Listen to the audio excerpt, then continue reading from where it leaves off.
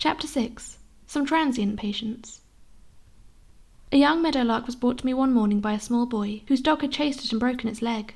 I had never had any experience in setting bones, but as there is always a first time, I thought I could at least try, even if I did not succeed. I found it was not a very easy thing to do alone, but after trying a number of times, I managed to get my toothpick splint on securely. For several days the leg seemed to be doing nicely, and I felt quite proud of my work, and sure the leg was knitting. All at once the bird began to smell very badly, and in a few days it died, so I think it must have been hurt internally. Another morning I had an orchard oriole brought to me. He, like the Prince of Wales, had been shot. One wing was broken, and there was a deep flesh wound underneath. I did not expect to save him, but after a few days the wound healed and he was perfectly well, except the broken wing, which did not bother him. He seemed very happy, even if he could only fly very little, and spent most of his time hopping about on the floor. His favourite perching place was on the top of a candle on my dressing table.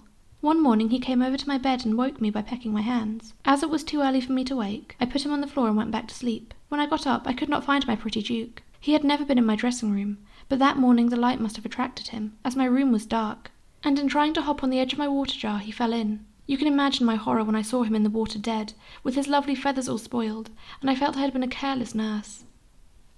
A cousin brought to the hospital from the country a young snipe. She was so afraid it would get away she put it in a shoebox, which was too small, then tied the cover down tight, without making one hole to let the air in. Consequently, when she arrived, the bird was just gasping and almost dead. I had never seen a young snipe before, and I was so anxious to save it. It was a beauty. Of course it was all legs and feet, but they were really beautiful in shape, and the colour like the soft shade of green in young twigs.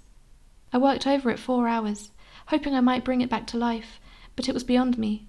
It was a most pitiful sight to see it take so long to die. I was very glad one day to have the pleasure of looking over a chimney swift, but as it was an old bird and not hurt in the least, I felt it would be cruel to keep it in the hospital. It was so frightened it did not fly off from my hand for 5 minutes after I took it out of doors. One day a very tender-hearted little boy, with big tears in his eyes, came and asked me to take a tiny baby bird not 3 inches long from the end of bill to tip of tail. It was grey with white breast, long pointed white bill, and very large eyes. Its pretty little head was drawn back like a person having spinal meningitis, and it was making a mournful peep. When I took it into my hands I did not think it could live but a few moments. But it did 4 hours, suffering all the time, and it seemed as if its pitiful peep would drive me wild. I managed to get a little milk down its throat, but I could not find the cause of the head being drawn back, as there was no sign of any bruise. Finally I saw a little black speck sticking out of its bill. I began to pull, and kept on until I had pulled out 1/4 yard of coarse horsehair. I knew then there was something on the other end, and that the bird could not live with whatever it was in its throat. I gave a quick pull, and you can imagine my surprise when out came a piece of hard white shell, triangular shape, all wound around with the hair. No wonder the little thing peeped, and that its head was drawn back, with that sharp point sticking into its throat. The mother must have rammed it down her baby's throat, thinking it was some goody. After I had removed the shell, the little sufferer seemed so relieved. The peeping stopped, and it would try to flap its wee wings when it saw me with the milk. I was in hopes I was going to save it, but it did not have the strength to rally, and it went where all the good birdies go. For a week I had a dear baby robin, who came downstairs every night to look me up when it was time for him to go to bed in his basket. I had a wild pigeon at that time, who delighted in pecking any small bird who came to the hospital. He gave the robin a hard peck on the back of the neck, I suppose striking a nerve, for soon the head began to draw back, and in a few hours he died. Theodore Roosevelt, the wild pigeon, was in the hospital 2 long years, receiving constant treatment from burns which he had received by being caught in electric wires. Then I had a large white domestic pigeon that was taken away from a dog who was tearing him to pieces. Such a sight as he was, covered in blood and mud when I took him in. The feathers were all torn out of one wing, and he could not stand on his feet. The first thing I gave him a bath in warm water and soap, and found several flesh wounds, which I powdered with talcum powder, never put anything greasy on a bird, and put him in a cot, where I kept him as quiet as possible for several days. He was not at all timid, ate from my hand, drank water from a whiskey glass, as if he had always been fed in that way, never even trying to stand up or get out of his cot. I felt quite encouraged when, after a week, he could perch on my wrist for a few minutes, so I knew that there were no bones broken, but I was afraid that he was never going to have the use of one of his claws, for the toes all turned over when he tried to put it down. But patience and care were my reward, and it got entirely well. You could fairly see the new feathers grow in his wings, and he was delighted when he could flap his wings in exercise. It was very interesting to watch him when he first began trying to walk. I would put him down on the floor. He would lift the lame foot very high, and throw the claws out before putting it down, to prevent the toes turning under. I expected he would want to fly away when he found he was made whole again, but he did not seem to have the slightest desire. He became quite a pet, and when I spoke to him he would bow his head and say, "Coo-ee, coo-ee, coo-ee." But he was too large a bird for the house, and now he lives with many of his kind, where he has the best of care. One morning I saw a baby sparrow on a piazza, and a cat just ready to spring at it. I got in ahead of the cat and brought her home with me. I wish all of the people who say they hate the English sparrow could have seen this one, whom I named Moni. She was a perfect little beauty and full of all sorts of antics. Every feather shone like satin, and her colouring was the soft shade of brown you see in otter fur. She loved to tease the other birds, especially the canaries. She would go inside the cage when they were on top and bite their claws and try to pull them through the bars. Then she would hang with one claw caught on top of the cage and go through all sorts of performances. I had a box which rested on a low table, divided off into 2 compartments, one filled with gravel and the other with food. In the centre of one side there was part of a broomstick, with any number of perches of all sizes on it, and a platform over the other side where a brass cage stood. The box and perches, being painted light green, made a pretty sight when the perches were filled with many birds of different size and colour. There was a platform that rested on the window-sill, where Teddy the pigeon liked best to stay. He would walk back and forth or sit there most of the day, looking out of the windows. When he wanted to walk in the gravel or get something to eat, he would walk down the little steps into the box with a great deal of dignity.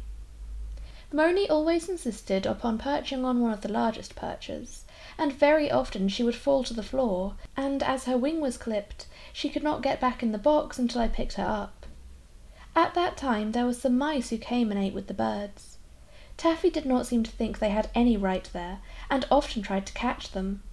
Twice he picked Moni up off the floor, thinking she was a mouse, and brought her downstairs. When he saw me, he came right up to me and let me take her out of his mouth, as if he was glad to get rid of her. The next time I missed her, I looked 10 minutes, then I heard Taffy ring his bells, and he kept it up until I found him behind a heavy curtain, lying down with his paws under him and holding Moni very carefully in his mouth. I put out my hand and he laid her in it, and she was not hurt in the least. After that I tried my best to make Moni sleep on a smaller perch, but she was as wilful as she was pretty, and no other perch seemed to suit her. Her wilfulness caused her death, for she fell off in the middle of the night when the room was dark. Taffy picked her up, and she squealed like a mouse. As he held her tighter, she squealed louder, and Taffy thought he had a mouse, sure.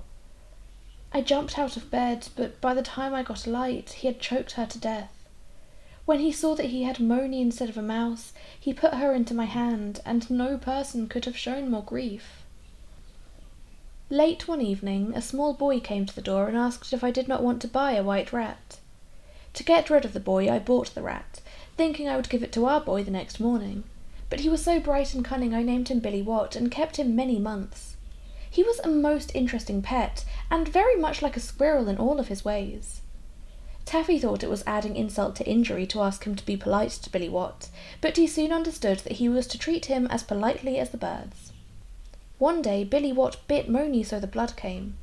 I took him in one hand, Moni in the other, and let her bite his nose, ears and paws, and it frightened him almost to death when he found a bird could bite as well as a rat, and he never touched her again. It was hard to make people believe who did not see it, that Taffy would sleep for hours in my room, with birds flying around and Billy Watt asleep in a basket nearby. The largest patient I ever had was a turkey buzzard, and the smallest full-grown bird a Parola warbler. When Taffy beheld Mr. Buzzard perched on the back of a chair, his wrath knew no bounds. He did not spring at him, simply sat down in front of him, and by the growling and spitting you would have thought there were a dozen cats instead of one.